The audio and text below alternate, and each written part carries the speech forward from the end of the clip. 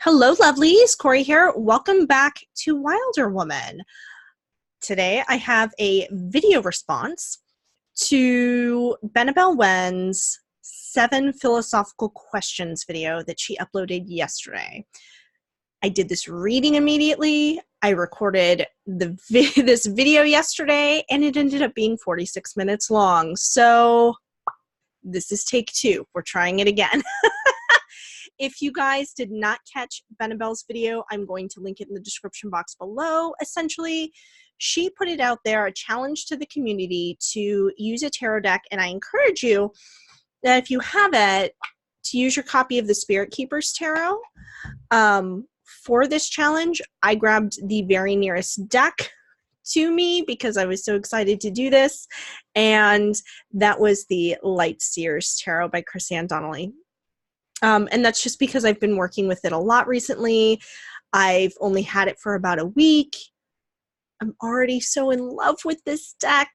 I backed it on Kickstarter, and it's freaking beautiful, you guys. This deck is just, it's magical.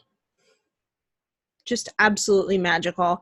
I also backed the Muse Tarot, which she created, at the same time that she made this deck, which is a mixed media art deck, and it's also gorgeous. Highly recommend. Unfortunately, the Spirit Keeper's Tarot, both editions are out of print.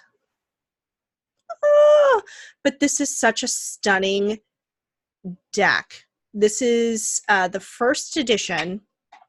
I also have the second edition, also known as the Vitruvian edition.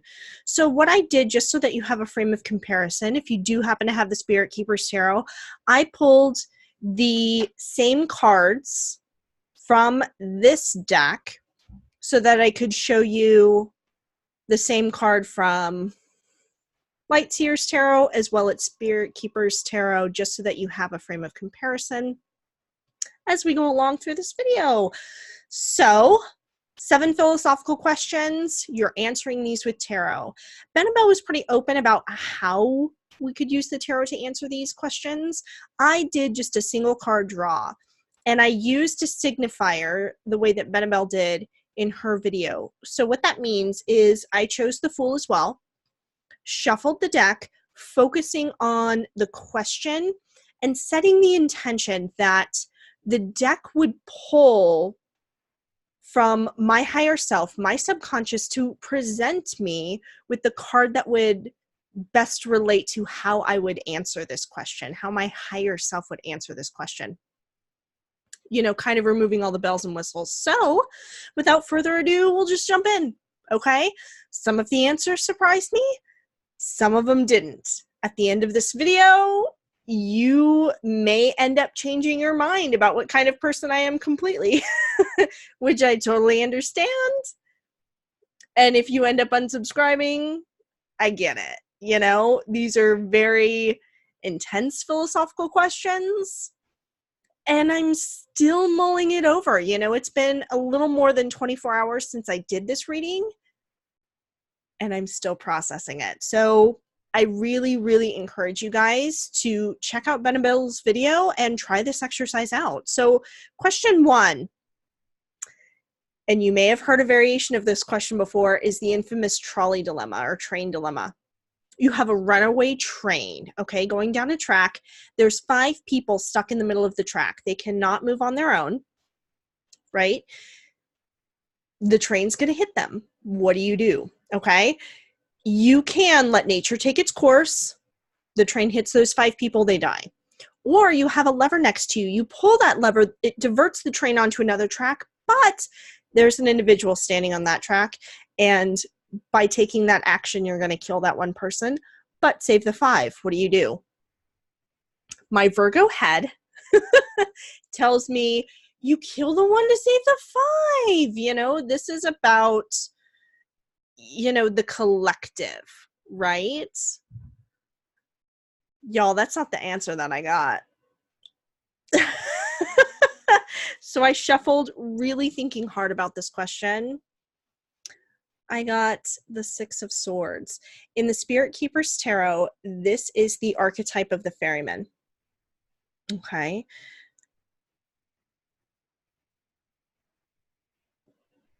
Y'all, I'd let those 5 die. What this is essentially telling me, and what Spirit is telling me about having drawn these cards, what I wrote down, I can see that I would be confused and twisted with the choice. There would be a struggle. Who's more worthy to save, spare? What would the unseen consequences for going against nature be? You know, what are those unseen consequences? Ultimately, what would end up happening is I could see myself stuck in this paradigm. What if the one person on the track that I end up killing, you know, ends up discovering the cure for cancer the next day, or would have discovered the cure for cancer the next day, and I killed that person to save these 5 who, while very worthy, may just go on to live average lives, you know, and we lost that opportunity. How do I weigh an individual's life, measure that life? How can I take that, you know, responsibility in my own hands? So what, you know, I see within the 6 of Swords, and the 6 of Swords is very much a, you know, moving towards calm after deep, intense conflict.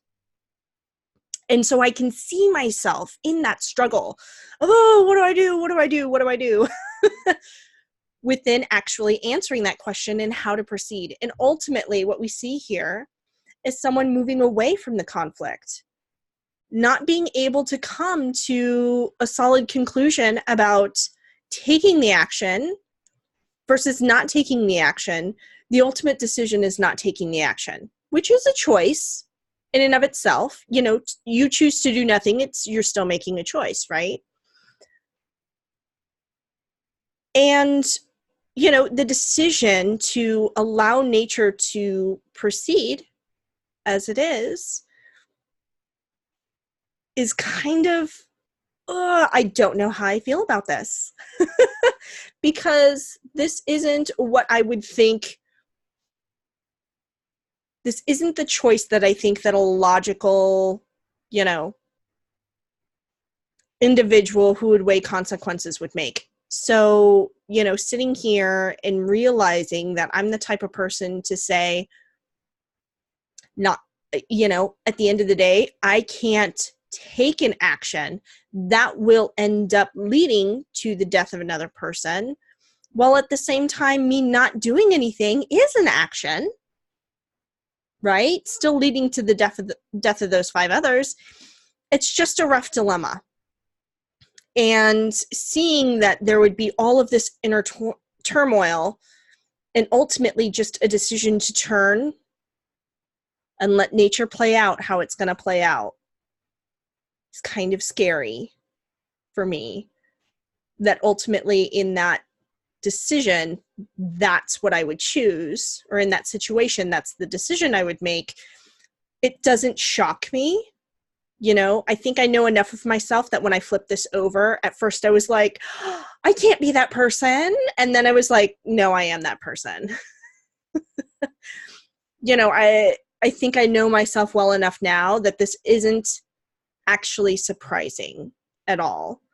Am I happy about that?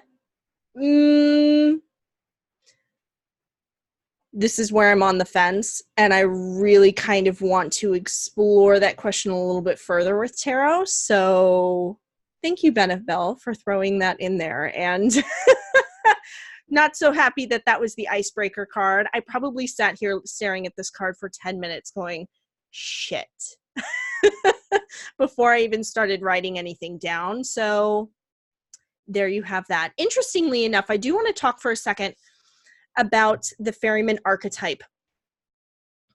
Something else that I notice of myself and what I see in this card is that, you know, the Ferryman is also leading others, you know, away from the conflict, you know, leading them to a calmer place after the turmoil, you know, whatever catastrophe has occurred. And so I do see myself being in a position to where I would probably rush in and try and help support those who really are left with this devastation after something like that occurs, and taking on that role of the ferryman and sort of ushering people to a safe place, you know, after the initial chaos of the train, you know, crash occurs.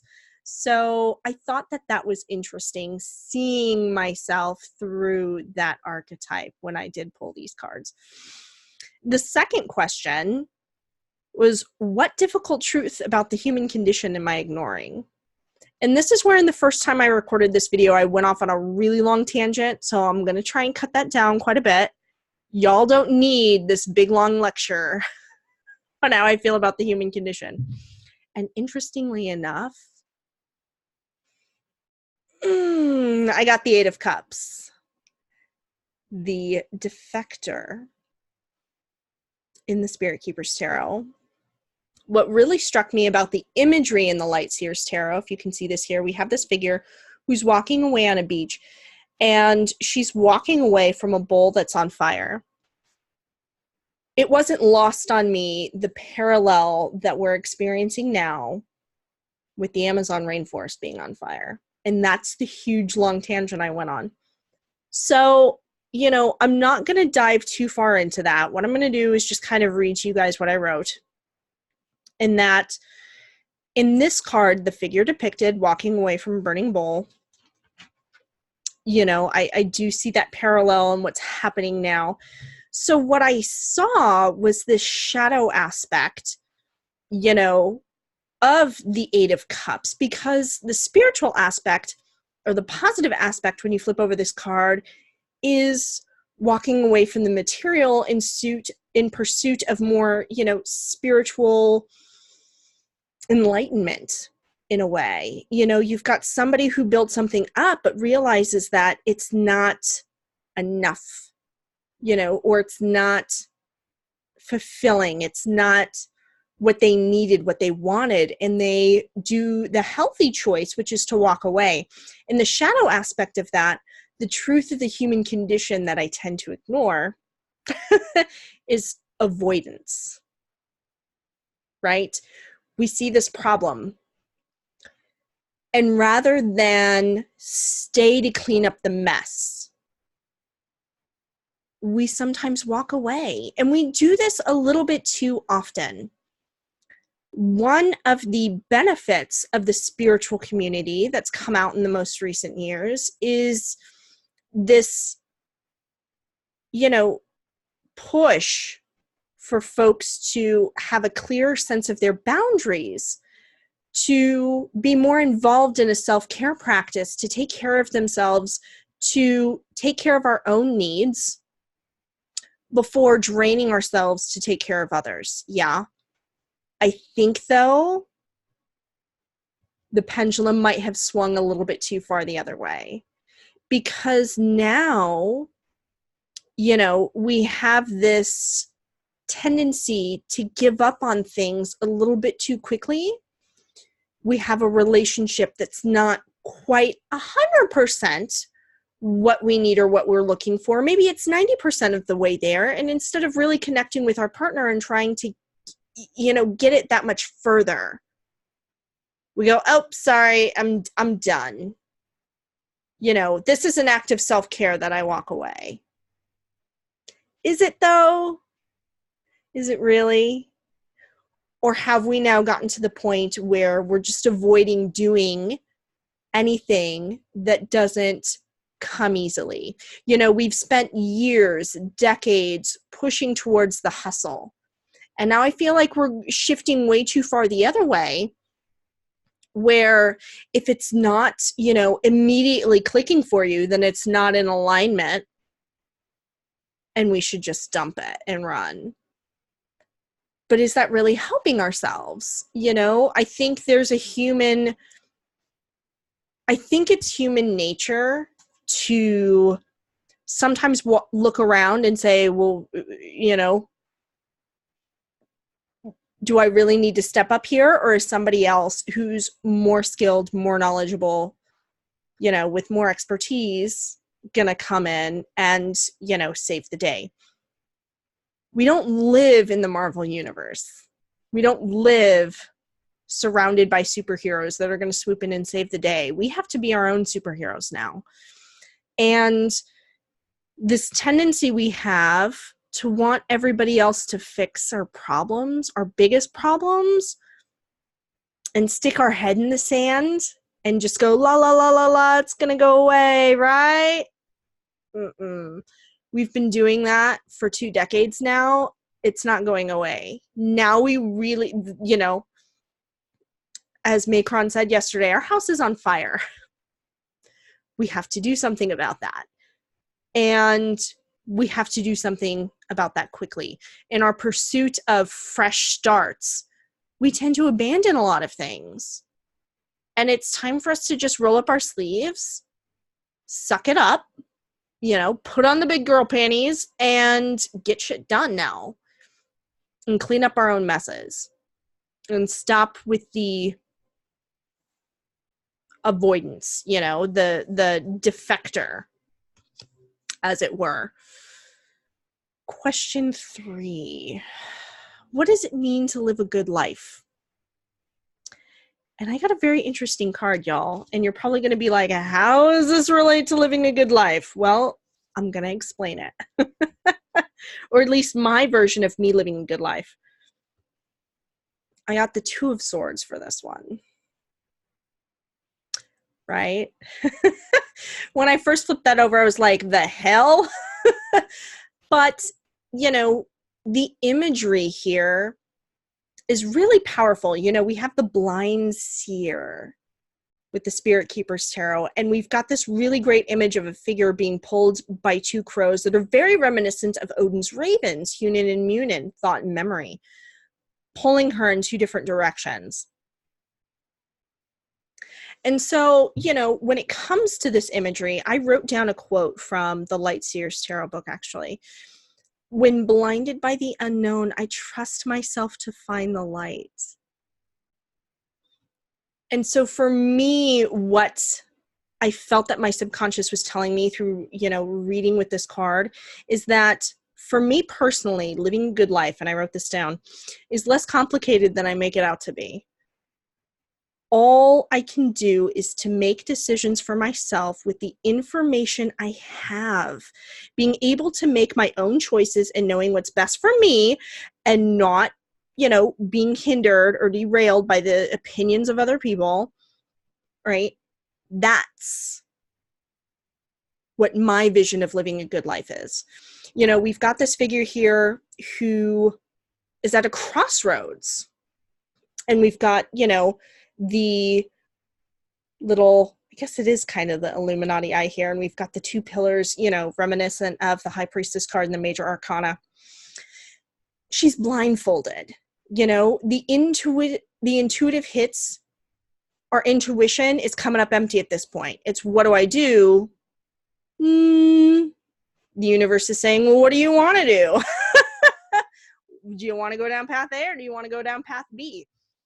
And for me, living a good life is trusting in the information that I have, and that whatever choice that I make, I'm using the knowledge that I have at my disposal. I'm using what intuitive hits come to me, if any, if not, you know, the idea that fate or some unseen force is pulling the strings never really set too well with me.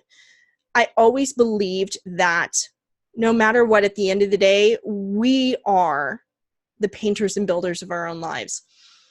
And to me, that's living a good life, is using those tools and not just letting fate, you know, decide for you. And really, at the end of the day, letting your life pass you by. At the end of the day, make the choice.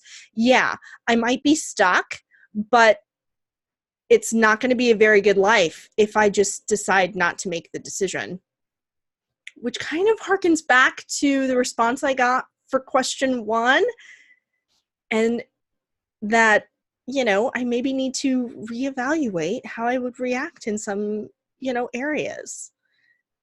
And look at, you know, my own personal ethics and own personal philosophies and see if you know, I've got some growing to do. Now, question 4, where does my self-worth come from? This was the one where I flipped it over and I was like, yeah. And I got the Knight of Wands. In the Spirit Keeper's Tarot, we see here, this is the shining flame, you know, lightning and the pyre.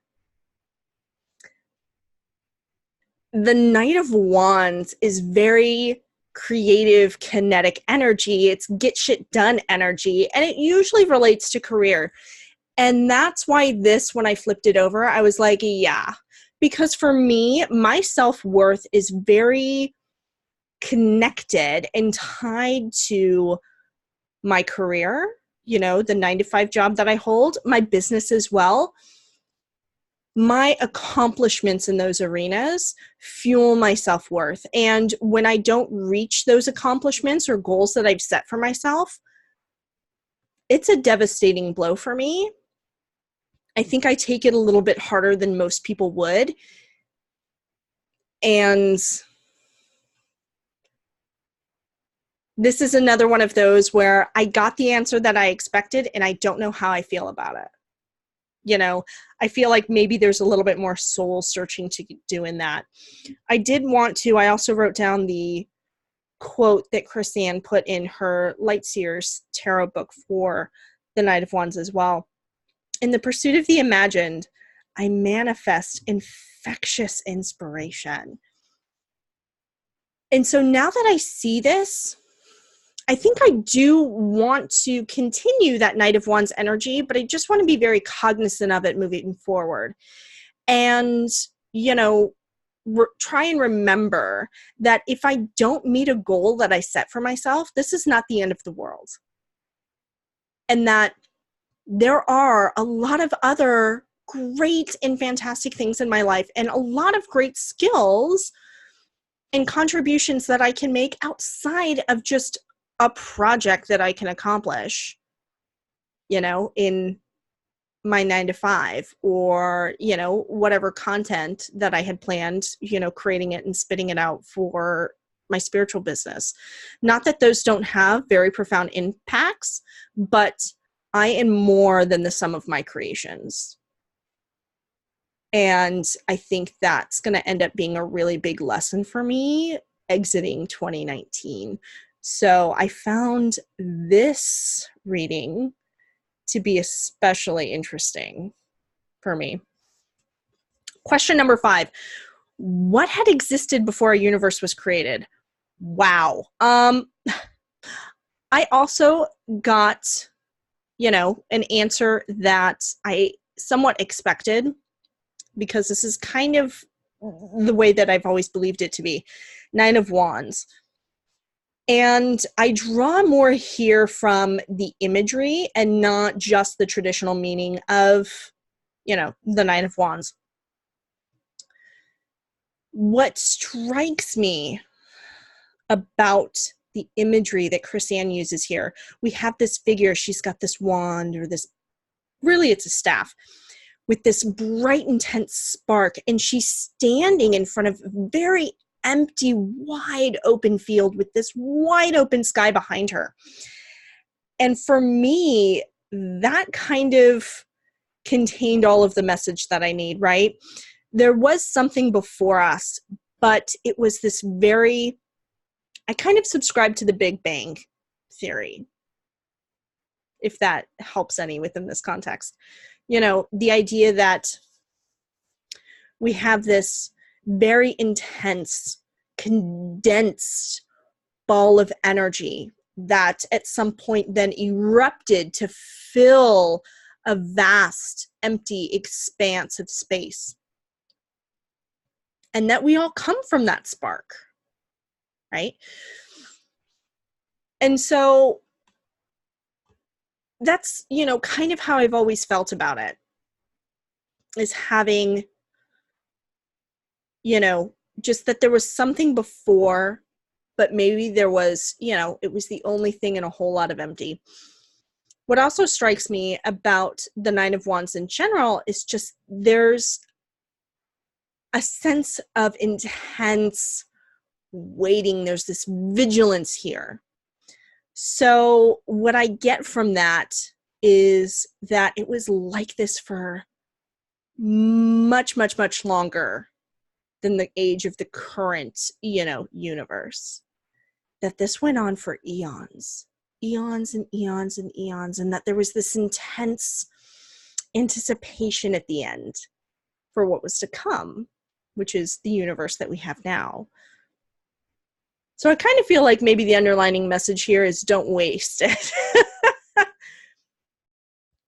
And we kind of are wasting it, aren't we?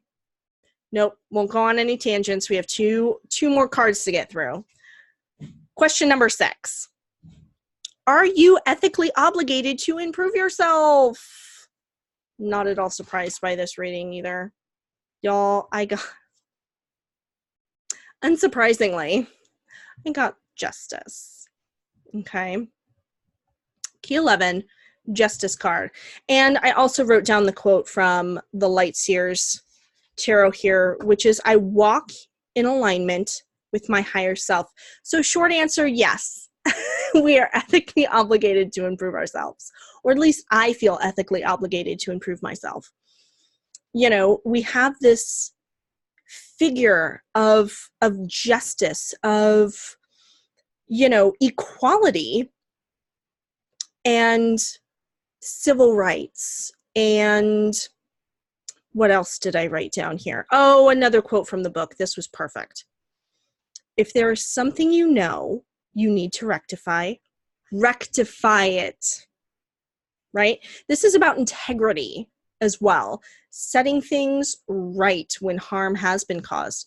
And, this is one of the reasons why I became a pagan in the first place, was this very deep sense of personal responsibility for one's own life, one's own choices, actions, one's own path. That at the end of the day, the only one responsible for my life and my actions or inactions is me. That's it. There's no grand master plan, and I'm just this little pawn plugging along according to the plan that this divine being that I've never met and never seen has created for me. I am making these choices, and I have to take personal responsibility for the consequences of those choices. And that's really what this card is about, is personal responsibility. So I feel like, it's, in addition to that, it's our responsibility that when we're presented with, new information, we act on that, we integrate it, and we make changes for the better. We all have to share this world. And I wrote down, we have a duty to ourselves and the collective to grow as individuals and ensure equality and justice for all. This means changing patterns of behavior when presented with new information and making amends when we cause harm, regardless of intent. So I really wasn't surprised when I flipped this over, because honestly, I think this captures the way that I feel about personal evolution and the responsibility we have to become better people. I don't know if you guys watched the show The 100. I'm a huge fan. And one of the running themes in every season of that show, you can watch replays on Netflix, is, and they repeat this in a phrase, it's been repeated the last couple seasons, which is, do better today than you did yesterday. And I've kind of incorporated that almost into my spiritual practice of just, we do have a responsibility to ourselves to do better today than we did yesterday. Whatever may have happened yesterday, whatever actions we might have taken, actions we didn't take, today, all we have to worry about is doing better than we did the day before. And I really like that. So that was my question 6. 7th question, what is divinity? When I flipped this over, I got pissed.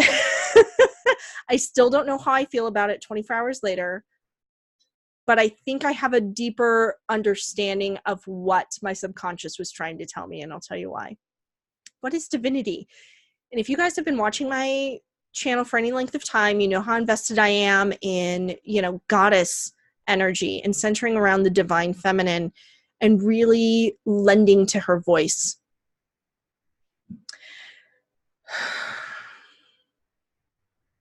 I got the Emperor. It felt like a slap in the face of there is a God. But here's what I find interesting about this. I was raised Lutheran, and I think there are still a lot of lessons from my time, being raised in the Lutheran church that I do still put value in, and I do use today, whether or not it's on a conscious level. I do still have a deep respect and love for the divine masculine as much as I have for the divine feminine. And recently, especially over the last 6 months, I've been working a lot more closely with the divine masculine than I have in years, you guys. Years. I wrote here that there is an intelligent power out there, because that's really kind of what I see when I look at the Emperor, is power, intelligence, and an intelligent design to that power. It's not just raw chaotic power, it's power, but used in a very smart way. There's authority here, yes, but it's more about organization and keeping things together. So looking at that from a perspective of answering the question, what is divinity? I don't think this holds specifically to divine masculine in the context of answering this question. What I see here is my subconscious saying, yes, there is an intelligent design to the universe. Yes, there was intelligent creation at work here. And I think that that's something that I pulled personally from my time being raised in the Lutheran church, is that I do still believe underneath everything that while there was this Big Bang, there was intention behind it. That, as much as I do believe that things evolved a little bit randomly on this planet, that nothing is ever 100% random or coincidence. Everything has an underlying level of intelligence to its design. And that goes for, God or source energy as well, that it's just kind of here, kind of holding us all together, right? So that's what I pulled from the Emperor for that reading. We made it!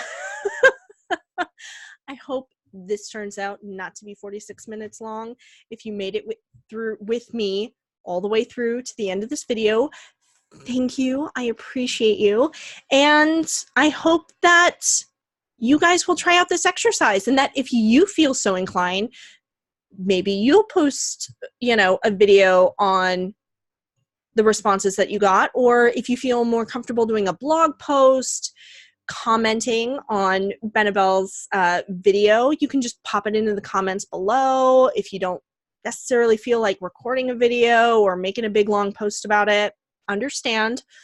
But I do highly encourage you to try this exercise, even if you just write down the answers in a notebook like I did and never share it with another soul, just so that you have a clearer understanding of where you come from. I really, really love these philosophical, in-depth, reveal a little bit about yourself type readings. And thank you so much, Benebell, for providing this exercise for us, because this was fun. And I kind of want to do it again, like maybe in a year, and see if any of my answers have changed. You know, after a full year's worth of magical practice and, you know, advancing and just another year going by of life experience, if any of these answers change for me. And I think I might try it next time with the Vitruvian Tarot. So I hope you guys enjoyed. Thank you for watching. I do hope to catch you in the very next video. And until then, lovelies, blessed be.